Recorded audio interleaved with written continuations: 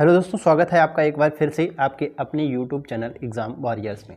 दोस्तों आज हम बात करने वाले हैं जनवरी मंथ के करंट अफेयर्स और स्टैटिक जीके की, जो कि हमारे एसएससी के एग्ज़ाम में बहुत इंपॉर्टेंट रहने वाला है। तो चलिए बिना देर किए स्टार्ट करते हैं। देखिए, सबसे पहले हम बात करेंगे हिमाचल प्रदेश को अभी हाल ही में 2025 तक भारत का पहला ग्रीन राज्य बनाने का लक्ष्य निर्धारित किया गया है। तो यहाँ पर याद रखना है कि बात की गई है हिमाचल प्रदेश की। तो हिमाचल प्रदेश की अगर हम बात करें तो हिमाचल प्रदेश में अभी अभी सरकार बनी है, ठीक है। और यहाँ के सीएम हैं सुखविंदर सिंह सुक्खू, ठीक है, जो कि कांग्रेस पार्टी से आते हैं। और एक गवर्नर की यहाँ की बात करें तो यहाँ के गवर्नर हैं राजेंद्र विश्वनाथ आर्लेकर, ठीक है। अगर हम यहाँ लोकसभा और राज्यसभा की सीट्स के बारे में बात करेंगे तो लोकसभा और राज्यसभा की सीट्स देखिए, आप देख पा रहे हैं लोकसभा की सीट यहाँ पर 4 सीट्स हैं एंड राज्यसभा की सीट के बारे में बात करें तो 3 सीटें हैं यहाँ पर। हिमाचल प्रदेश भारत की राजनीतिक दृष्टि के अलावा भी भारत का बहुत ही इम्पोर्टेंट और बहुत ही अच्छा राज्य है, क्योंकि यहाँ पर पर्यटन की बहुत ही ज़्यादा संभावनाएं हैं। लोग यहाँ पर घूमने भी जाते हैं। यहाँ पर पर्यटन की अगर हम बात करें तो ये कुल्लू है, मनाली है, ठीक है, यहाँ पर लोग खूब घूमने जाते हैं। बात करेंगे हम, यहाँ पर कुछ दर्रे भी पाए जाते हैं, ठीक है। तो कौन कौन से दर्रे यहाँ हिमाचल प्रदेश में हैं उनकी बात भी हम कर लेते हैं। तो देखिएगा, यहाँ पर एक दर्रा है बड़ा लाचाला, ठीक है, ये दर्रा है। इसके दोनों किनारों से 2 नदियां निकलती हैं जिसको कहते हैं चंद्रा और भागा। जब ये दोनों नदियां एक स्थान पर मिलती हैं, जिस स्थान पर ये दोनों नदियां मिलती हैं उसका नाम है तांदी, ठीक है। तांदी नाम है या टांडी नाम कहीं कहीं लिखा मिलेगा आपको। तो उस स्थान पर ये जब दोनों नदियां मिलती हैं तो एक नदी फॉर्म होती है, और जो एक नदी फॉर्म होती है उसका नाम हो जाता है चंद्रभागा, ठीक है।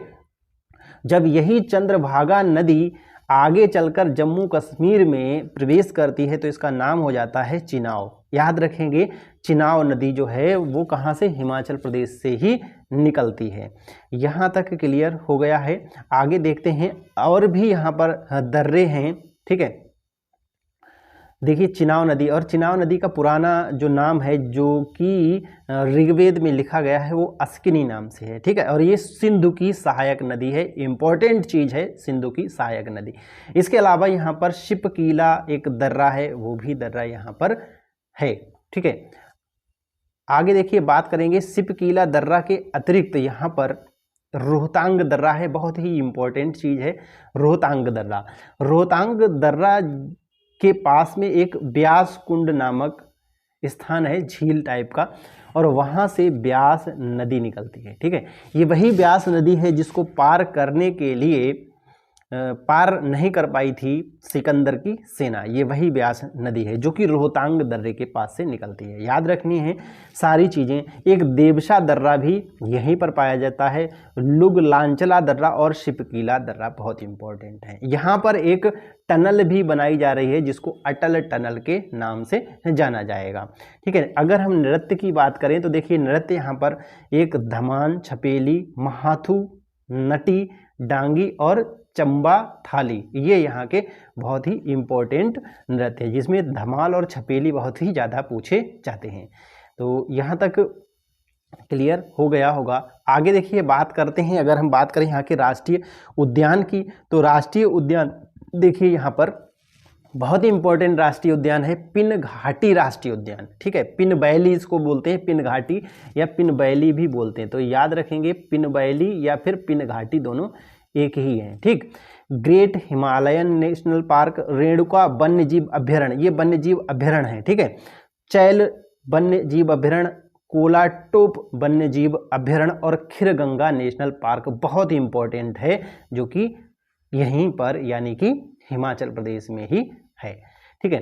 तो इन सब चीज़ों को हमें याद रखना है। एक और बहुत ही इम्पॉर्टेंट चीज़ यहाँ पर है जिसको हम कहते हैं कि एक बांध, ठीक है। भाखड़ा नागल डैम भी हिमाचल प्रदेश में ही स्थित है, जो कि सतलज नदी पर बना हुआ है, ठीक है। तो सतलज नदी पर बना है, जब ये बांध बनाया जाता है तो इस बांध से जो पानी इकट्ठा होता है वहाँ पर एक झील बन जाती है जो कि कृत्रिम झील है। ठीक है, तो कृत्रिम झील बनती है, उस झील का नाम है महाराणा प्रताप सागर झील। ठीक है, महाराणा प्रताप सागर झील। ठीक है,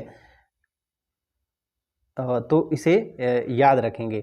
और साथ ही एक रेणुका नाम की झील है जो कि यहीं पर है, यहाँ पर प्राकृतिक झीलें भी हैं। ठीक है, तो इनमें एक रेणुका झील बहुत इंपॉर्टेंट है जो यहाँ पर पाई जाती है। सतलज नदी की अगर हम बात करें तो देखिए सतलज नदी जो है वो तिब्बत से निकलकर आती है, वहाँ पर एक राकसताल नामक जो है झील से निकलती है जो कि तिब्बत में स्थित है, और शिपकीला दर्रा से ये सतलज नदी भारत में प्रवेश करती है। तो आई होप कि यहाँ तक चीज़ क्लियर हो गई होगी। तो चलिए आगे बढ़ते हैं और कुछ और इम्पोर्टेंट चीज़ें हम देखते हैं। तो आगे हम बात करेंगे दोस्तों, देखिए विशाखापट्टनम रेलवे स्टेशन को ग्रीन रेलवे स्टेशन के रूप में इस बार सम्मानित किया गया है। ठीक है, विशाखापट्टनम रेलवे स्टेशन जो कि आंध्र प्रदेश के अंदर स्थित है, इसको अभी ग्रीन रेलवे स्टेशन के रूप में सम्मानित किया गया। ग्रीन रेलवे स्टेशन का मतलब ये होता है कि यहाँ पर जो पॉल्यूशन है वो कम से कम किया जाता है। जैसे यहाँ पर अगर इलेक्ट्रिसिटी यूज़ करते हैं तो मोस्टली वो इलेक्ट्रिसिटी जो कि सौर ऊर्जा से बनाई जाती है उसको यूज़ करते हैं। वाटर की जो सप्लाई है वो भी ठीक है और वाटर भी यहाँ पर सेव किया जाता है। ठीक है, तो इन सब चीज़ों को देखते हुए इसको जो है पॉल्यूशन कम से कम यहाँ होता है, इसलिए इसको ग्रीन रेलवे स्टेशन से सम्मानित किया गया है। ठीक है, आंध्र प्रदेश में ये स्थित है और आंध्र प्रदेश की वर्तमान में राजधानी की बात करें तो वो हैदराबाद है, जबकि 2024 में यानी नेक्स्ट ईयर में हो जाएगी अमरावती। ठीक है, चलिए आगे बढ़ते हैं और आगे है कि जे जमुना नामक एक अभिनेता थे जिनकी अभी हाल ही में मृत्यु हो गई है और 86 वर्ष की अवस्था में इनकी डेथ हो गई। ये एक तेलुगु फिल्म अभिनेता थे। ठीक है, इनकी अभी हाल ही में मृत्यु हो गई है। उसके बाद आगे बात करेंगे तो मोस्ट इम्पॉर्टेंट क्वेश्चन हो जाता है हमारे सभी एग्जाम्स के लिए। देखिए 26 जनवरी को वीरता पुरस्कार दिए जाते हैं जो कि हमारे राष्ट्रपति के द्वारा डिस्ट्रीब्यूट किए जाते हैं। ठीक है, तो इस बार 412 वीरता पुरस्कार दिए गए। वीरता पुरस्कार ये सेना के क्षेत्र में दिए जाने वाले पुरस्कार होते हैं, जैसे अति विशिष्ट सेवा मेडल, परम विशिष्ट सेवा मेडल, इस टाइप से मेडल दिए जाते हैं। ये वीरता पुरस्कार के अंतर्गत आते हैं और ये जब दिए जाते हैं तो रिपब्लिक डे यानी गणतंत्र दिवस के अवसर पर दिए जाते हैं और इस बार हमने अपना 74वां गणतंत्र दिवस मनाया था। हमने दोस्तों इस बार 74वां गणतंत्र दिवस मनाया और इस बार हमारे जो मेहमान थे वो कौन थे? मिस्र के यानी इजिप्ट के जो राष्ट्रपति थे उनका नाम था अब्दुल फतह अल सीसी। वो इसमें कौन थे? विशिष्ट मेहमान थे। ठीक है, आगे बात करेंगे दुनिया के पहले फोटोनिक आधारित क्वांटम कंप्यूटर का व्यवसायीकरण कनाडा करेगा। ठीक है, कनाडा जो है दुनिया के सबसे पहले फोटोनिक आधारित क्वांटम कंप्यूटर, ठीक है, इसको बेचेगा। व्यवसायीकरण मतलब बेचेगा। और वो कौन सा देश है? कनाडा। कनाडा की राजधानी ओटावा है, याद रखेंगे, कनाडा की राजधानी ओटावा। ठीक है, आगे देखिएगा, आगे है डॉक्टर दिलीप महालनोबिस। ठीक है, इनको अभी पद्म विभूषण से सम्मानित किया गया मरणोपरांत। ठीक है, कौन थे डॉक्टर दिलीप महालनोबिस? इनके बारे में जान लेते हैं। देखिए दिलीप महालनोबिस एक साइंटिस्ट थे जिन्होंने कि ORS फार्मूले की खोज की थी। अब ORS क्या होता है? जैसे जब कोई व्यक्ति डिहाइड्रेट हो जाता है, ठीक है, डिहाइड्रेशन हो जाता है, ठीक है, तो उस कंडीशन में क्या किया जाता है? उसको एक ORS टाइप का दिया जाता है घोल, ठीक है, जिसको कहते हैं पानी में घोल के पिलाया जाए। तो वो ORS जो फार्मूला खोजा था डॉक्टर दिलीप महालनोबिस ने खोजा था और इसीलिए इनको इस वर्ष पद्म विभूषण से सम्मानित किया गया है। साथ ही इन्होंने 1971 में जब बांग्लादेश के शरणार्थी भारत आए थे तो उनकी भी काफ़ी सेवा की थी इन्होंने, ठीक है, शरणार्थी शिविर में जाकर, इसलिए इनको पद्म विभूषण से सम्मानित किया गया है। तो दोस्तों इस बार याद रखेंगे कुल मिलाकर 106 लोगों को जो है पद्म विभूषण, पद्म भूषण ये पुरस्कार दिए गए, ठीक है। किस किस को दिए गए, आइए उन सब के बारे में हम देखते हैं। देखिए मुलायम सिंह के बारे में तो सुना ही होगा। तो मुलायम सिंह जो कि सपा पार्टी के मुखिया और इनके संस्थापक भी थे, जिनको अभी मरणोपरांत पद्म विभूषण से सम्मानित किया गया, ठीक है। उसके बाद बालकृष्ण दोषी, ठीक है, इनको भी पद्म विभूषण से सम्मानित किया। पद्म विभूषण कुल मिलाकर 6 डिस्ट्रीब्यूट किए गए, याद रखिए पद्म विभूषण 6 डिस्ट्रीब्यूट किए गए हैं, ठीक है। और उसके बाद में अगर हम बात करें पद्म भूषण, तो पद्म भूषण कुल मिलाकर 9 दिए गए, जिसमें एक सुमन कल्याणपुर भी शामिल है, ठीक है।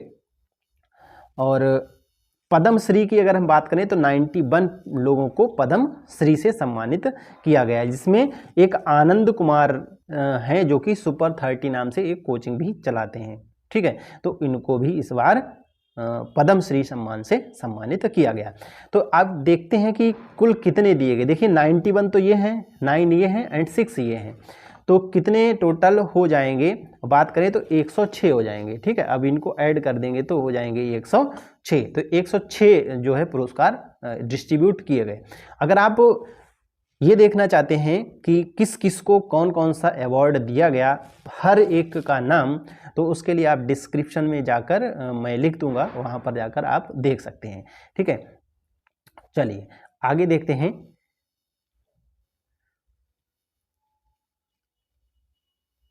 अगला है भारतीय रेल ने आइडियल ट्रेन प्रोफाइल स्टार्ट किया है अभी, आइडियल ट्रेन प्रोफाइल, ठीक है। ये एक कार्यक्रम स्टार्ट किया है, ठीक है, जिसमें जो ट्रेन है, ठीक है, तो उसमें कितनी सुविधाएं और उसके हिसाब से रेटिंग करवाई जाएगी यात्रियों से, ठीक।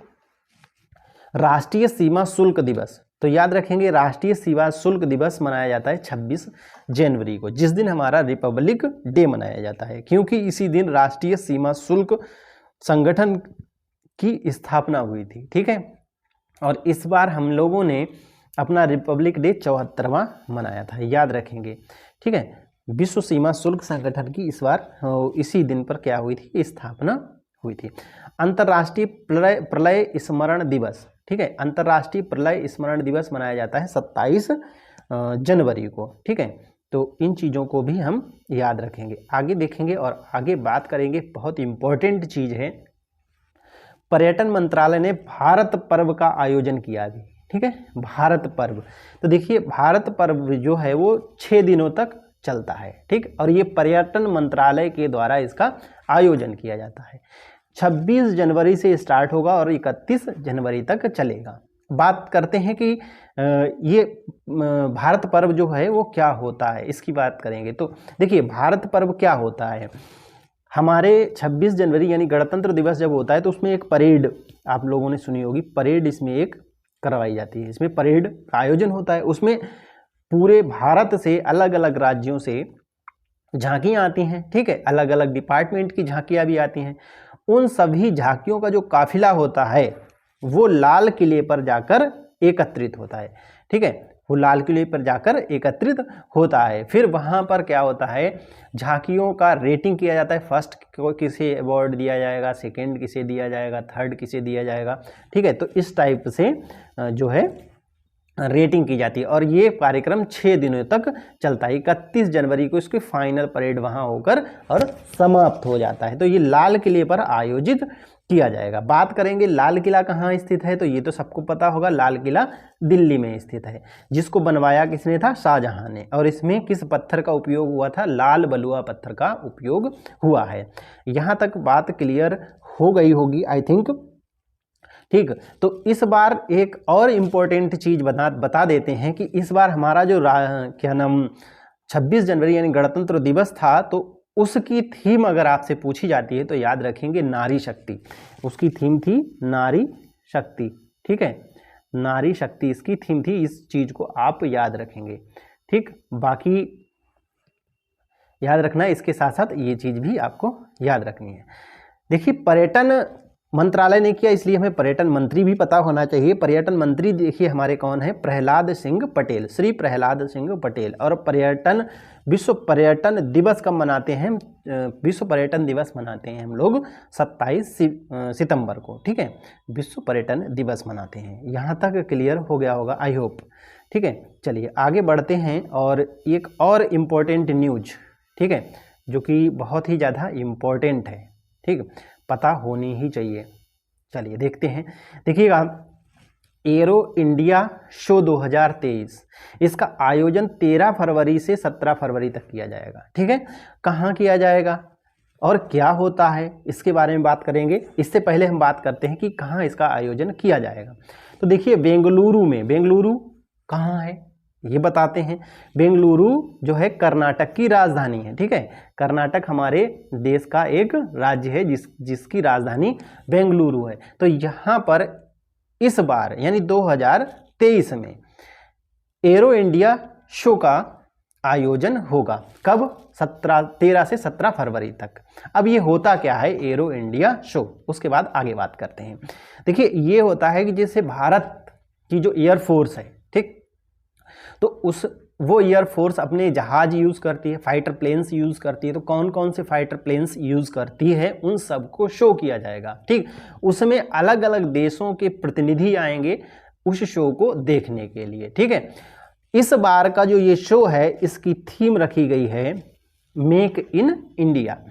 मेक इन इंडिया इसलिए रखी गई क्योंकि भारत चाहता है कि भारत में जो निर्मित प्लेन है, फाइटर प्लेन्स हैं, उनको अदर कंट्री भी परचेस करे, ठीक है। जैसे हम लोग परचेस करते हैं अदर कंट्री से, जैसे अभी राफेल आया था, ठीक, उसी तरह से हमारे भी जो इक्विपमेंट्स हैं जो हमारी एयरफोर्स यूज करती है, उसको अदर कंट्री भी परचेस करें। मतलब भारत में हम बनाएंगे और अदर कंट्री को हम सेल करेंगे, ठीक है। बेंगलुरु की बात कर रहे थे तो मेरे भाई, बेंगलुरु जो है वो कर्नाटक की राजधानी है, ठीक। और अगर हम बात करें कर्नाटका के सीएम की, तो वाईएस येदियुरप्पा और थावरचंद गहलोत यहाँ के गवर्नर हैं। यहाँ तक क्लियर हो गया। बेंगलुरु के उपनाम भी हैं, इनको बहुत याद रखेंगे क्योंकि पूछे जाते हैं। भारत का उद्यान कहा जाता है, भारत का इलेक्ट्रॉनिक सिटी कहा जाता है, भारत की सिलिकॉन वैली कहा जाता है, और यहाँ पर इसरो का हेडक्वार्टर है, इसलिए ये और भी ज़्यादा इम्पोर्टेंट हो जाता है। इसरो के हेड अगर आपसे पूछे जाते हैं, चीफ ऑफ इसरो, ठीक है, तो आप किसे बताएंगे? डॉक्टर सोमनाथ जो हैं इसरो के हेड हैं। यहां तक बातें कंफर्म हो गई होंगी, आई होप। तो चलिए आगे बढ़ते हैं और आगे देखते हैं एक और इम्पोर्टेंट न्यूज।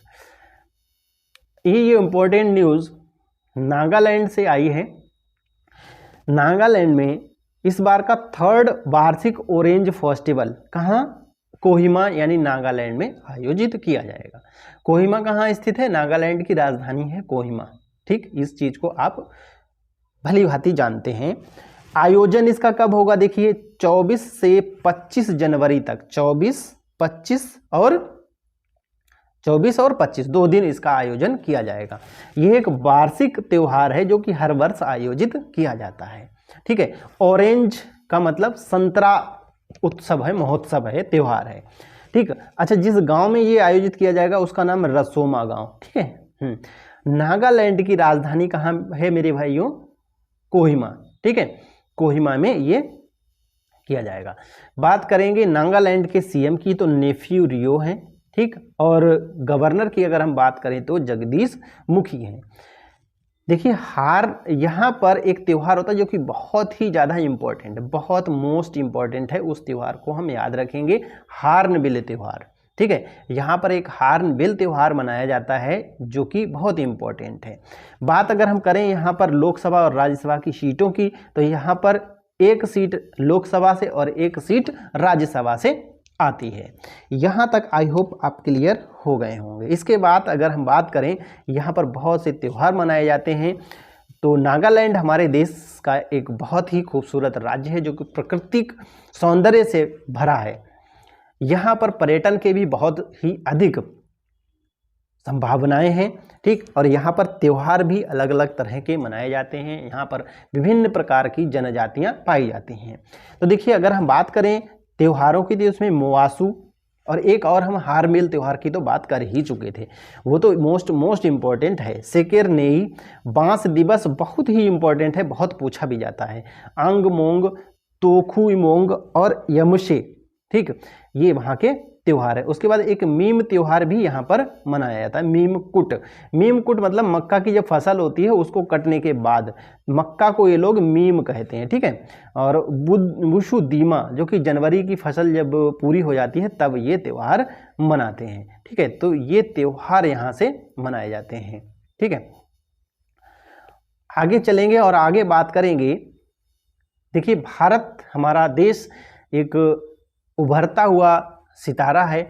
उभरता हुआ सितारा क्या, हमारा देश पहले से ही कहते हैं विश्व गुरु रहा है, ठीक। लेकिन कुछ लोगों ने इसे कम आंकने की भूल कर दी। अब देखिएगा क्या हुआ है, हमारे देश ने, ठीक, एक ऐसी कोविड वैक्सीन बनाई है जिसको अब, पहले क्या था, अगर हम वैक्सीन लगवाने जाते थे तो एक इंजेक्शन टाइप का लगाया जाता, टीका जैसे, ठीक। अब हमें इंजेक्शन नहीं लगवाना है, ठीक। अब क्या है, अब नाक से एक वैक्सीन ली जा सकती है, केवल जैसे हम सूंघ लेते हैं उस टाइप से ड्रॉप डाल दिया जाएगा नाक में और वहाँ से हमें वैक्सीन, हमारी वैक्सीनेशन कंप्लीट हो जाएगा, ठीक। तो ये पहली नोजल वैक्सीन है विश्व की जो कि नाक से दी जाएगी। इसका नाम है इनकोवैक, ठीक, जो कि लॉन्च कर दी गई है अब, ठीक है। किसने लॉन्च की, हमारे स्वास्थ्य मंत्री हैं मनसुख मंडाविया और विज्ञान और प्रौद्योगिकी मंत्री हैं जितेंद्र सिंह, इन लोगों ने लॉन्च कर दी। इसका निर्माण हुआ है कहाँ, भारत में एक कंपनी है भारत बायोटेक, ठीक है। तो इस कंपनी ने इसका निर्माण किया है, ठीक है। आगे देखेंगे, आगे देखिएगा, वीर गार्जियन 2023, यह एक प्रकार का युद्ध अभ्यास है, ठीक, जिसका सबसे पहला संस्करण इस बार आयोजित किया गया। और कब, ये देखिए 26 जनवरी 2023 को ये संपन्न भी हो गया। जनवरी में इसका पहला संस्करण जापान में आयोजित किया गया था, ठीक है। कहाँ कहाँ, अब तो समझ गए होंगे किन किन देशों के बीच हुआ, ये हुआ है भारत और जापान के बीच। वीर गार्जियन जो है वो कैसा है, ये वायुसेना यानी हमारी एयरफोर्स जो थी, ठीक है, एयरफोर्स ने इसको परफॉर्म किया, ठीक है। जापान की एयरफोर्स एंड इंडियन एयरफोर्स ने इसको परफॉर्म किया है, और कहाँ, जापान के अंदर, ठीक है। बात करें अगर जापान के प्रेजेंट टाइम पे पीएम की, तो वो हैं फुमियो किशिदा, ठीक है। और यहीं के एक सीएम थे, पीएम थे जिनको गोली मार दी गई थी, जिनका नाम था शिंजो आबे। और आपको पता होगा कि उनको भारत ने भी क्या किया था, अवार्ड दिए थे, ठीक है। चलिए, अगर वायुसेना की बात करें तो भारतीय वायुसेना प्रमुख प्रेजेंट टाइम पे कौन है, विवेक राम चौधरी, बहुत इंपॉर्टेंट है, इसको याद रखेंगे ही रखेंगे। आगे बात करते हैं, एक नरेश लालवानी हैं, ठीक है। तो अभी इनकी नियुक्ति हुई है महाप्रबंधक के रूप में। किसके महाप्रबंधक, सेंट्रल रेलवे यानी मध्य रेलवे के महाप्रबंधक के रूप में। और सेंट्रल रेलवे का अगर हेडक्वार्टर हमसे पूछा जाएगा तो वो कहाँ है, मुंबई, ठीक, मुंबई के अंदर है, मुंबई सिटी है, ठीक। तो ये था हमारा जनवरी का करंट अफेयर, ठीक है। एंड स्टैटिक जीके भी हमने इसमें शामिल किया था, ठीक। तो दोस्तों, आई होप कि यहाँ से बहुत सारी चीज़ें आपको क्लियर हुई होंगी। सारे क्वेश्चन और स्टैटिक जीके इम्पॉर्टेंट है हमारे सभी कॉम्पिटिटिव एग्ज़ाम्स के लिए, ठीक है। तो आपको वीडियो हमारा कैसा लगा, वीडियो आपको अच्छा लगा तो लाइक कर दें, शेयर कर दें, और नहीं भी अच्छा लगा तो यहाँ तक अगर आपने देखा है तो इसके लिए आपका बहुत बहुत धन्यवाद।